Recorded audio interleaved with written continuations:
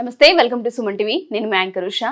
August మాసానికి సంబంధించి ప్రతి ఒక్కరు అడుగుతుంటారు 12 రాశుల వరకు అసలు ఏ విధంగా ఉండబోతుంది, ప్రత్యేకించి ఏ విషయాల్లో జాగ్రత్తలు వహించాలి అని. సో మనతో పాటు స్టూడియోలో సురేష్ గారు ఉన్నారు. ఒకసారి ఆయన అడిగి తెలుసుకుందాం. నమస్తే సురేష్ గారు.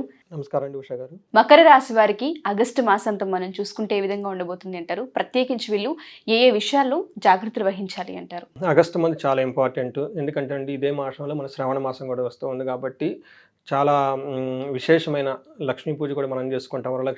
వరమహాలక్ష్మి పూజ కూడా మనం చేస్తూ ఉంటాం. శుక్రవారాలు ఎంతో నిష్టగా చేస్తూ ఉంటాం. ఇదే టైంలో మనకి ప్లానెటరీ కాంబినేషన్ చూసి ఇంకా ఏ విధంగా ఉందో మనం చూద్దాం ఆస్ట్రాలజీ పాయింట్ ఆఫ్ వ్యూలో. వీళ్ళకి వచ్చేప్పుడు మకర రాశి వాళ్ళకి ఉత్తరాషాఢ 2, 3, 4 పాదాలు వస్తాయండి. శ్రావణం 1, 2, 3, 4 పాదాలు, ధనిష్ట 1, 2 పాదాలు. పేరు ప్రకారం కనుక మనం చూసుకుంటే బో, జా, జీ, జూ, జే, జో, కా, గా, గి ఈ అక్షరాలు ఉన్న వాళ్ళంతా కూడాను మకర రాశి కింద వస్తారండి. లేదంటే మోరార్ల సి సౌండ్తో ఉన్న పేర్లు అందరూ కూడా మకర రాశి కింద వస్తారని మనం చెప్పుకోవాలి. వీళ్ళ గ్రహస్థితి కనుక మనం చూసుకుంటే ప్లానటరీ పొజిషన్ ఎలా ఉందో, వీళ్ళకి వచ్చేటప్పటికి మెయిన్ సూర్యుడు వచ్చేటప్పటికి 16వ తారీఖు నుంచి సింహరాశిలోకి వెళ్ళిపోతూ ఉన్నాడండి. తర్వాత శుక్రుడు వచ్చేటప్పటికి వీళ్ళకి ఎక్కువ సింహరాశిలో సంచారం ఎక్కువ ఉంటుంది. ఆగస్టు 25 వరకు. కుజుడు వచ్చేటప్పటికి వృషభ రాశిలో ఎక్కువ ఉంటారండి. వీళ్ళు కూడా వచ్చేటప్పటికి తర్వాత మిథున రాశి మంత్ ఎండ్లో వాళ్ళకి మారుతూ ఉన్నారండి. తర్వాత బుధుడు వచ్చేటప్పుడు వీళ్ళకి కర్కాటక రాశి సింహరాశికి మధ్య అటు ఇటు తిరుగుతూ ఉంటారండి. వీళ్ళకి వచ్చేటప్పుడు రిట్రోగేట్ మోషన్లో ఉండటం వల్ల ఈ ప్లానెట్ పొజిషన్ అన్ని కనుక మనం చూసుకుంటే ఫస్ట్ 15 డేస్, సెకండ్ 15 డేస్ వీళ్ళకి ఆగస్ట్ మంత్ ఎలా ఉంటుందో మనం చూద్దాం. వీళ్ళకి వచ్చేటప్పటికి ఫస్ట్ 15 డేస్ వచ్చేటప్పటికి యాత్ర, సూర్యుని వల్ల వీళ్ళు ఎక్కడికైనా తీర్థయాత్రలో అటు ఇటు తిరిగే అవకాశం ఎక్కువ ఉంటుంది. కుజుడు వచ్చేటప్పుడు వీళ్ళకి వీళ్ళకి కొంచెం ధనం టయానికి అందక ఇబ్బంది పడే అవకాశం ఎక్కువ ఉంది. కానీ బుధుడి వల్ల వీళ్ళకి పుత్రుల వల్ల తర్వాత లాభం వచ్చే అవకాశం ఎక్కువ ఉంది. ధనం కూడా ఏదో ఒక టయానికి అందుకుంటూ ఉంటారండి. శుక్రుని వల్ల సంపద వీళ్ళకి కలిగే అవకాశం ఎక్కువ ఉందండి. తర్వాత మనకి 15 డేస్ తర్వాత కనుక చూసుకుంటే వీళ్ళకి కొంచెం హెల్త్ విషయంలో జాగ్రత్తగా ఉండాలి. 15th తర్వాత అర్ధనాశనం, ధనం కూడా కోల్పోయే అవకాశం ఎక్కువ ఉంది. కానీ ఓవరాల్గా పుత్రుల వల్ల తర్వాత సంపద, తర్వాత అభివృద్ధి చాలా జరుగుతుందని మనం చెప్పుకోవాలి. మనం ఒక్కొక్క ప్లానెట్ కనుక మనం చూసుకుంటే సూర్యుడు ఎక్కడున్నా అంటే 8th హౌస్లో ఉండటం వల్ల, అది కూడా 17th నుంచి ఉండటం వల్ల కొంచెం వీళ్ళు జాగ్రత్తగా ఉండాలి. ఇప్పుడు ఆగస్టు 15th తర్వాత ఒక 2 వీక్స్, పర్టికులర్గా 10 డేస్, ఆగస్టు 16th నుంచి 26th ఈ 10 డేస్లో కేర్ఫుల్గా ఉండాల్సి. ఈ టైంలో ప్రయాణాల వల్ల ఇబ్బందులు పడే అవకాశం ఎక్కువ ఉంది. తర్వాత విచారకరమైన వార్తలు అవకాశం ఎక్కువ ఉంది. శారీరక కష్టము, తర్వాత అతిగా శారీరకంగా ఫిజికల్గా హెల్త్ రిలేటెడ్ ఇష్యూ ఎక్కువ ఉండాలి. అధికారులతో ఇబ్బంది పడే అవకాశం ఎక్కువ ఉంది. అధిక ఖర్చులు కూడా ఉంటాయి ఆ 10 డేస్. ఆ తర్వాత కానీ ఇది సెకండ్ హౌస్ని కూడా వీళ్ళు చూడటం వల్ల ఏమవుతుందంటేనండి, వ్యాపారంలో కనుక ధన నష్టం ఎక్కువగా ఉంది. వీళ్ళు ఇతరులచే మోసగించబడే సిచ్యువేషన్ ఎక్కువగా ఉంటుంది కాబట్టి జాగ్రత్తగా ఉండాలి.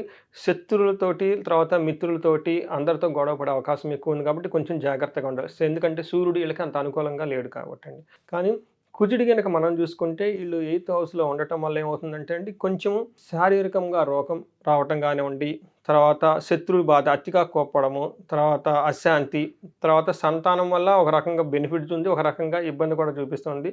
శారీరక బలహీనత ఇవన్నీ వచ్చేటప్పటికి కుజుడు వీళ్ళకి అంత అనుకూలంగా లేక రజతమూర్తితో ఉండటం వల్ల చాలా కొద్దిగా ఉపయోగం చేస్తున్నాడని మనం చెప్పుకోవాలండి. కానీ వీళ్ళు 11th హౌస్ని కనుక చూస్తున్న ఇదే కుజుడు కొంచెం పాజిటివ్ రిజల్ట్ కూడా చూపిస్తుంది. ఏ విధంగా పాజిటివ్గా ఆరోగ్యంగా ఉంటుంది అంటే హెల్త్ ఇష్యూస్ వచ్చినా కానీ మళ్ళీ వాళ్ళు రీగైన్ అయ్యి హెల్తీగా ఉంటారు. ధనానికి ఇబ్బంది పడినా ఏదో విధంగా ధనం సంపాదించేసుకుంటారు. వస్త్రలాభం ఉంటుంది. అనుకున్న పనులన్నీ అనుకున్న విధంగా పూర్తి చేస్తారు. మనకి ఇందాక చెప్పుకున్న సూర్యుడు సరిగా ఇవ్వకపోయినా, కుజుడు కొన్ని విషయాలు సరిగా చేయకపోయినా 11th హౌస్లో దృష్టి ఉండటం వల్ల ఓవరాల్గా ధైర్యంగా ఉండేసి, ఆర్థికంగా అభివృద్ధి చేసి, ఆరోగ్యంగా మళ్ళీ రీగైన్ అయిపోయేసి, సర్వరోగాల నుండి విముక్తి వచ్చేసి వీళ్ళకి బాగుంటుంది. అలానే ఇష్ట వస్తు ప్రాప్తి ఈ మంత్లో 15th తర్వాత వీళ్ళకి అనుకోని విధంగా వాళ్ళు అప్పటిదాకా ఏదైనా కనుక ఒక పని కనుక ఆగిపోయి ఉంటే ఆ పని కానీ లేదంటే ఏదైనా కొనుక్కోవాలి, ఇది బెస్ట్ టైం అన్నమాట. వాళ్ళకి భూలాభం కూడా కలుగుతుంది వీళ్ళకి. తర్వాత శుక్రుడు వీళ్ళకి 8th హౌస్లో ఉండటం వల్ల ఏమవుతుందంటే వీళ్ళకి ధనవ్యయం ఎక్కువ ఉంటుంది. తర్వాత మిత్రలాభం ఉంటుంది, గౌరవంగా వృద్ధి ఉంటుంది. తర్వాత మాటలు చలామణి అయ్యే అవకాశం ఎక్కువ ఉంది. పలుకుబడి, ధనము, గౌరవంగా వచ్చే అవకాశం ఎక్కువ ఉంది 3rd హౌస్లో. మనం ఈ ప్రకారంగా మనం చూసుకుంటే అది గ్రహస్థితిని బట్టి మన అంగగోచారం ప్రకారం కనుక చూసుకుంటే ఉత్తరాషాఢ నక్షత్రం వీళ్ళకి వస్త్రలాభం ఉందండి, రాజ్య లాభం కూడా ఉంది, ప్రమోషన్స్ అవన్నీ వచ్చే అవకాశం ఎక్కువ ఉంది, రాజ్య భూ లాభం కూడా ఉంది.